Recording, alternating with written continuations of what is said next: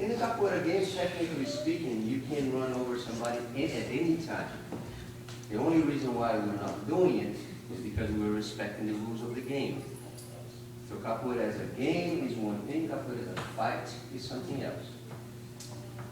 And so there's several different little things to start becoming aware of. It's not, don't think of capoeira as just a fight, you know, in terms of doing the ginga, doing the aú, and doing stuff like that. That's not how they used capoeira for fight. When they were using capoeira for fight, you could not even tell that it was capoeira. Because just kicking and punches and that was it. Okay? This movement that we do here, that is an art form that we call capoeira, was what was created to disguise the fight. So it became like a dance. So we do disguise and practice and having fun. But there's tons of articles in the history of Brazil. You hear about in the late 1800s and even the 1700s.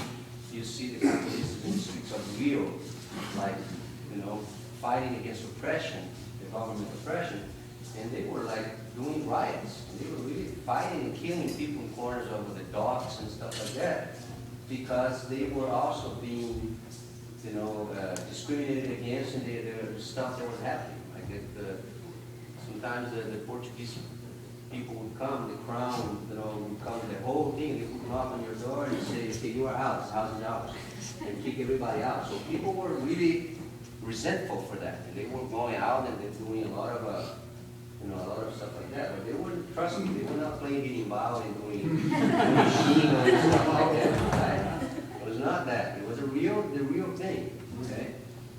So, but then the game has rules, and the rules we're not doing that. Other than that, so the answer yes, you can run over somebody.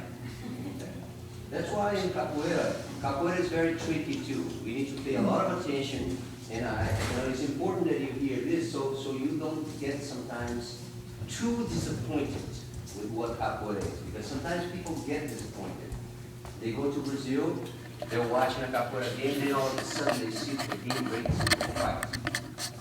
And then they keep so, what the hell is going on? Is this capoeira? Well, it's not the capoeira game, but it's still capoeira.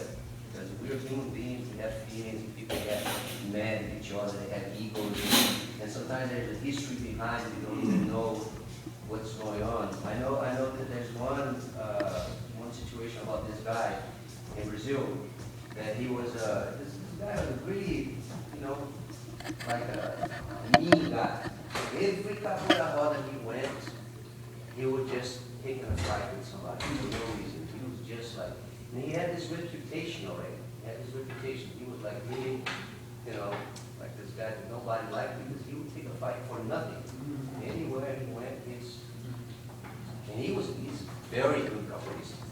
Really incredibly good, very strong, very fast. But he had an attitude.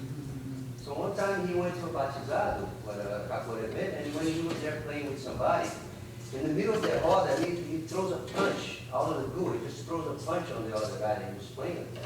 And when he threw a punch, people out of the roda just run over him and start like hitting the hell out of him.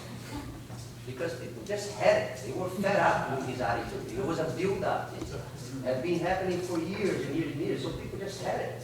When he did that, people just ran over it, and the whole roda ended up in this big riot. And you can see that on YouTube. It's on YouTube. What's the guy's name?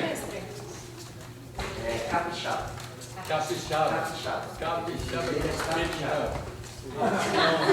revenge against Capixaba. Fight, Capixaba can beat up, and you see after. You see it out. He's playing.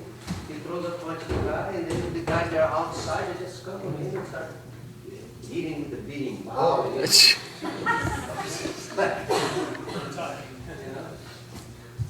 So, what I'm saying is, like Suassuna, I always told this, that if your mom called you to play capoeira na roda, and you squat down with her, and she tells you, my son, you can close both of your eyes and play capoeira because you're playing capoeira with your mom.